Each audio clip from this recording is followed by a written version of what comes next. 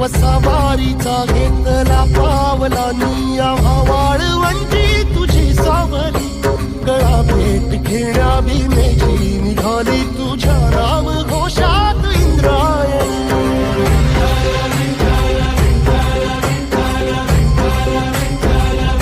भिडे आसमंती ध्वजा वैष्णवांची उभी पंढरी आज नादावली तुझे नाव ओठी तुझे रूप धानी जीवाला तुझी आस गा लागली